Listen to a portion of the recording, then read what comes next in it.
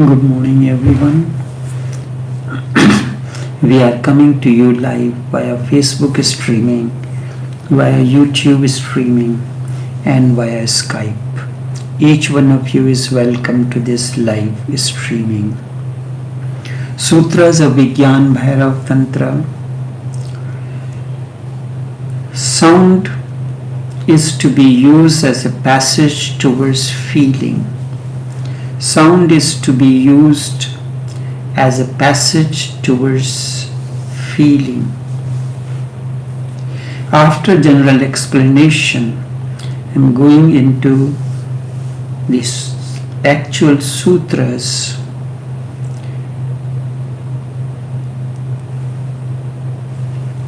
Using this sound to dissolve the mind.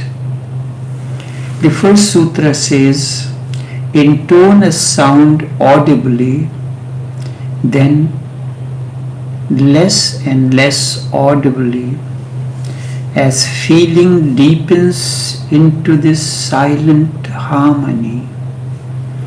Very mathematical, very precise. Intone a sound audibly, then less and less audibly, as feeling deepens into this silent harmony. Any sound will do. Doesn't matter if the sound is from the scriptures or not. Any sound will do. If you love a certain sound, it is better. Because if you love a certain sound, then the sound is not just sound. When you intone the sound, then you are also intoning a hidden feeling with it. When a sound is imposed on you, be it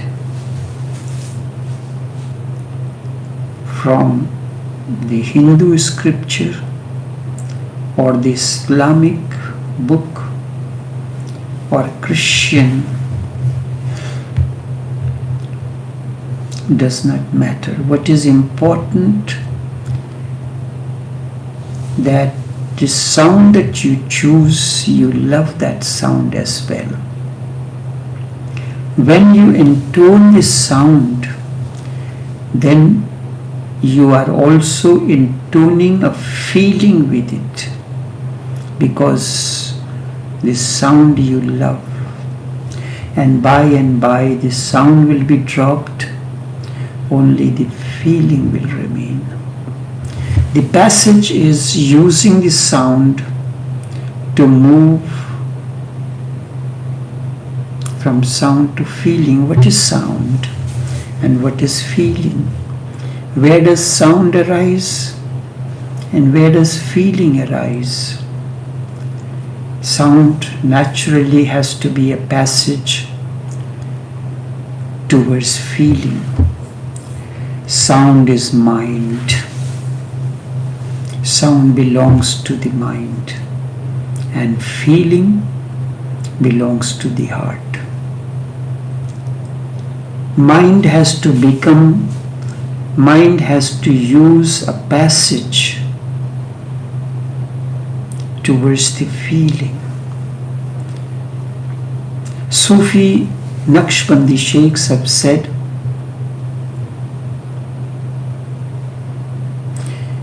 पहले जज्ब और फिर सुलूक के मुकामों की सैर करवानी चाहिए. First जज्ब, the heart, and then the mind. It is very difficult to enter the heart first. You invoke the heart, because we have been missing it so much. For so many lives we have been neglecting the heart center, the qalb. We do not know from where to move to qalb or heart, and how to enter it. the door seems to have closed. So first of all, you have to open the door, the passage, so that you can move from the mind to the heart. Sound is the technique. This is the reason when a sheikh gives you a zikr to do, zikr is sound and it must reach to the layers of feeling in the heart. But we continue to do the zikr and forget about the reason behind it. So it begins why it has been said that from zikr zehr you have to move to zikr khafi. Zehr means loud, audible, and khafi means not audible. But we continue to do the zikr zehr. And consider yourself to be a very religious person. I wish I could use the words, but no. From zikr zehr, you have to move to zikr khafi, why it has been said. No one has dared or known the reason for it. Simply like a parrot, we continue to repeat the verse from zikr zehr to zikr khafi. From the laudable, the mantra, if you are using, you do it loud, but it must end in less audible state.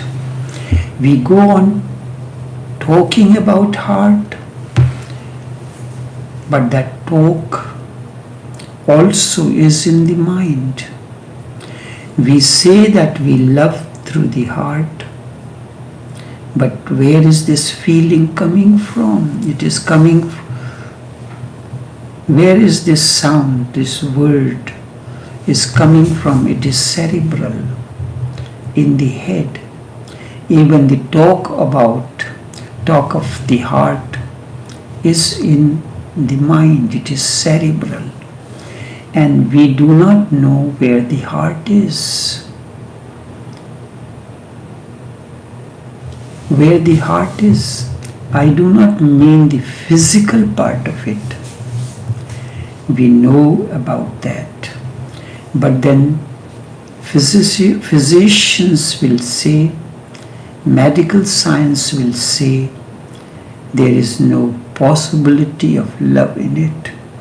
The medical heart is not the seat of love. In Sufi terminology, we have given a new name to the heart. Not heart, dil is the Hindi word for heart. Hriday. Hriday has two meanings: the biological heart and the spiritual heart. The actual word for the spiritual heart is kalb. There is no spiritual term for the mind. Suluk is the technique which has been used by the Sufis for the mind. Suluk to kalb is the journey. Suluk is the sound audible, and kalb is the silence that emerges out of that audibility.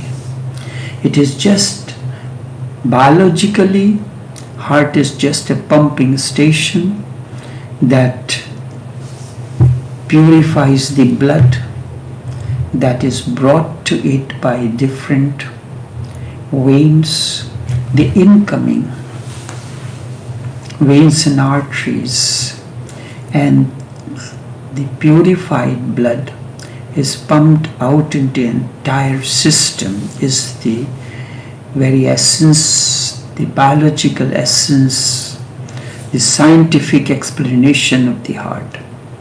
But Tantra knows a deeper center, hidden behind your physical heart. That's why Sufis say that there are 5 different locations of the heart. 5 different locations, and they have given the names differently. Kalb Nilofari, Kalb Mudavvari, Kalb Sanovari. Like that, 5 different names are given for the 5 different locations where the Kalb exists. It can invoke from any of the centers. 2 are the places below the nipples on the either side, left and right, and 2 are above the nipples on either side. So according to one of the Chinese, the acupuncture technique, we tap this center, we tap below, and we tap in the center. This exercise, each one of us need to do. This is a complete, I make it a complete exercise. First on the hand, then on the temples. I do it 10 times, then on the above the eyebrows, then the center, then on the side, then below the nostril, above the upper lip, then below the lower lip, then on this hair, the above the nipples, below the nipples, and the center.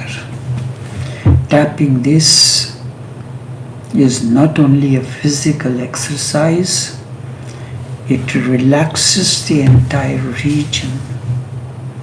It helps in the process. It becomes a passage from the mind to feeling, sulu to kalb. You intone a sound. So Tantra knows a deep center hidden behind your heart center, behind your physical heart. That deep center can only be reached through the mind, because we are standing in the mind. Man is the mind. We are in the head, and any travel towards, any travel inwards, mind is outward. Any travel inward has to begin from that place. Mind is sound. Mind is noise. Mind is clatter.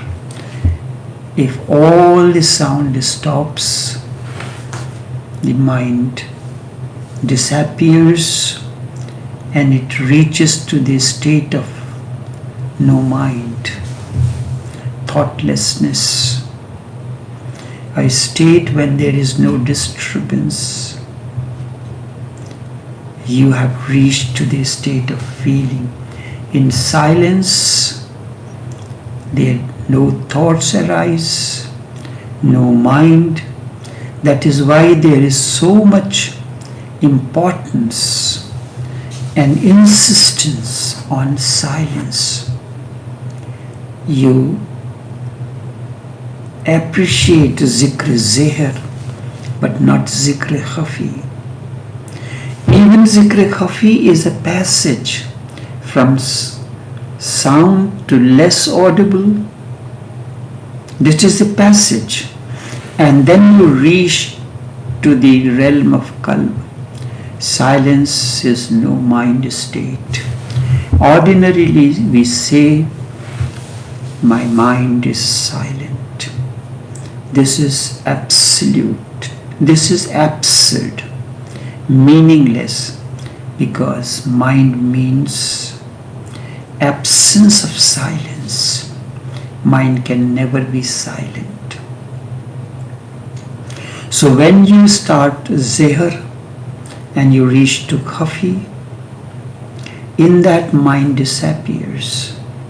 So you cannot say the mind is silent. If mind is, there can never be silence. And when silence is, there can be no mind. And that state, when thoughts vanish, all the noise vanish, is the state that Zen calls it as no mind. The Sufis call that state as kalb. They call it the invocation of the heart. Kalb zakir hona. Kalb zakir hona is that state. It is just saying, so there is so much, no such thing as silent mind. It cannot be. It is just saying that someone is alive and dead. One can either be alive or dead. Either the mind is, the thought process is, mind is a continuous thought process. And disappearance of the thought process is the absence of the mind, is the death of the mind, death of the noise, death of the clatter. It makes no sense. If someone is dead, then he is not alive. You cannot say mind is silent. Mind is noise, silent is there. It cannot be silent and noise. How can you say dead and alive? Either you are dead or you are alive. If he is alive, then he is not dead. You cannot be dead alive. So there is nothing like silent mind, but human imbecility and ignorance continues to say my mind is silent.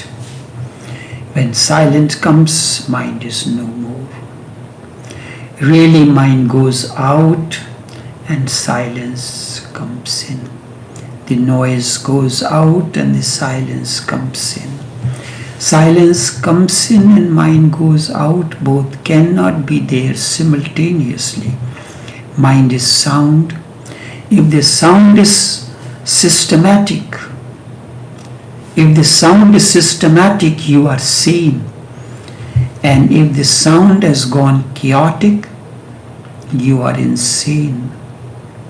If the sound goes insane, if the sound goes chaotic, you are insane. If the sound goes systematically, the thoughts move in a systematic process, you are sane. But in both the cases, sound is there. And we exist at the point of the mind. So how to drop from the point of, from that point to the inner point of the heart? How to drop from that point to the inner point of the heart? Use the sound, intone a sound. One sound will be helpful. If you like the sound, that will be even better. If there are many sounds in the mind, it is difficult to leave them. So just a single sound. That's why the master gives you a mantra, or a sheikh gives you a zikr. If there is only one sound, you can leave it easily. That's why one sound. For that reason, a mantra or zikr is given to an individual. So first, many sounds are to be sacrificed. So for that reason, in order to remove the state of too many sounds, a cluster of the sound, a particular mantra is given, and the shorter it is, better it is. That is the use of concentration. Intone one sound. Ya Salamu, Ya Salamu, Ya Salamu, Ya Salamu, Ya Salamu, Ya Salamu, Ya Salamu, or any other. The whole is Ya Salamu, Ya Hafishu, Ya Qayyum, but this is long. Ya Salamu, Ya Salamu, Om, Om, Om, Om, Om, Om, Om, Om, or any other. Intone one sound. Go on intoning it. First audibly so that you can hear it, and then by and by, slowly, inaudibly. Zikr, zeher, loud, to khafi, silent. No one can hear it then, but you are hearing it inside, not outside. You are hearing this sound within. Make it more quiet as possible. Make it less and less audible, and then suddenly drop it. But if you are given a mantra, if you are given a zikr, very stupidly you continue it lifelong and think this is all. This is the passage. This is the way. Have you ever, you use a vehicle to reach to a destination from your home to your work or any other place, but when you reach there, do you remain sitting in the car? You seem to be wise, but it does not, as far as the religion and the inner development is concerned. You do not understand that. So you want to remain sitting down with that zikr. Continue to do the zikr. A stage comes in when you have to hop out of the vehicle. This zikr is like a vehicle which has been given to you to move from suluk to kalb. When you reach there, you want to remain in the vehicle in the form of the zikr or mantra that has been given to you, or you hop out. That is why it is good to use a sound. Intone one sound. Go on intoning it, first audibly so that you can hear it, and then by and by slowly, inaudibly. No one can hear it then, but you can hear it inside. You can do this with your heartbeat. If you are so silent, you can hear your heartbeat. Make it more quiet. Make it less and less audible, and then suddenly drop it. There will be silence, an explosion of silence. But in that silence there will be feeling. The qalb is invoked. The heart center has evolved. Now there will be no thought, but feeling will be there.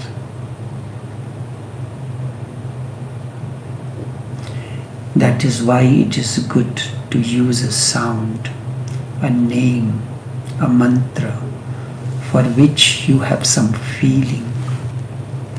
If a Hindu uses Ram, he has a feeling with it. But a Muslim will not have any feeling with the word Ram.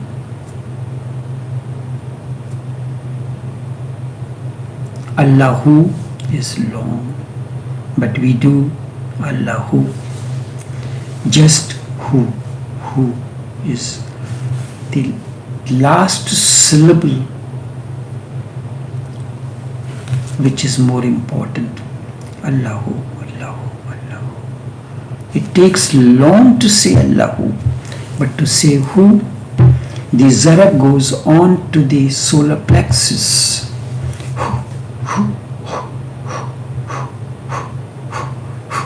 Try to create this sound and you will feel your solar plexus is hammered. If a Hindu uses the word Ram, he has a feeling with it. If he uses the word Om, he has a feeling with it. But a Christian will not have any feeling. A Muslim will not have a feeling with these words.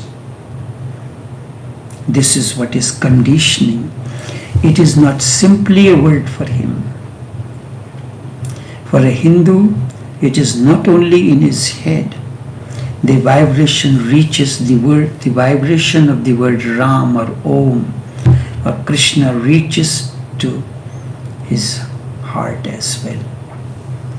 He may not be aware, but it is deep rooted in his bones, in his very blood.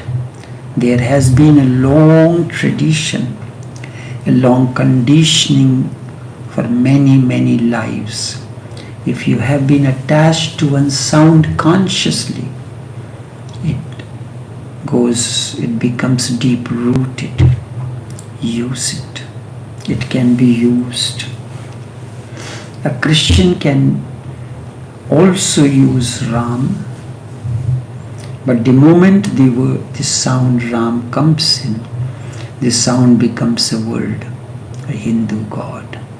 Whether he existed or not, the question comes in. A Christian can use the word Ram, but it will remain only in the mind. It will not go deep. If a Muslim uses the word Ram or Om, it will not move from the mind. It is better he uses the word Jesus or Maria or something else. It is very easy to be influenced by a new idea, but it is difficult to use it. You do not have any feeling for it. A Christian does not have a feeling for Ram, but he has a feeling for Jesus. A Muslim does not have a feeling for word Om or Ram, but he has a feeling for Allah. Allah.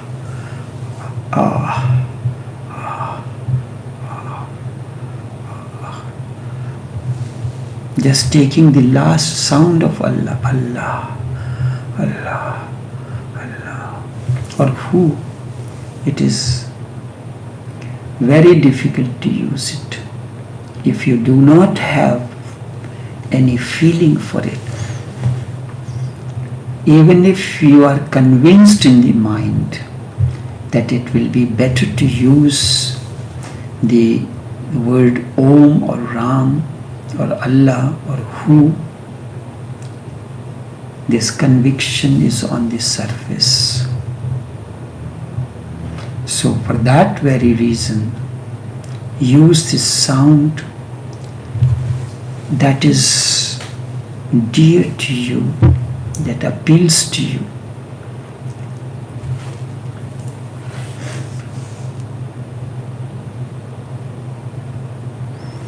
So sometimes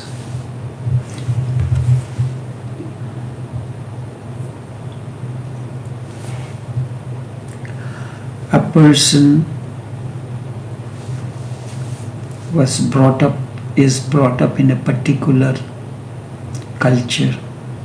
Like for instance, I am brought up in a Hindu culture. The Hindi culture. Hindi is my mother tongue, or Punjabi can be your mother tongue. You may go and live in a country like Spain where Spanish is the language, or Germany where German is the language, and you may be fluent in speaking that language. When you are hurt, then you want to curse someone.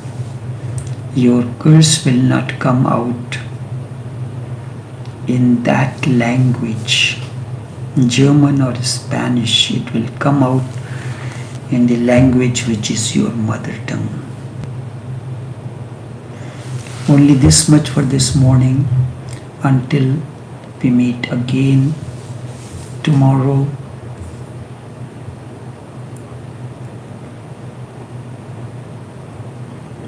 We'll take care and do have a pleasant day.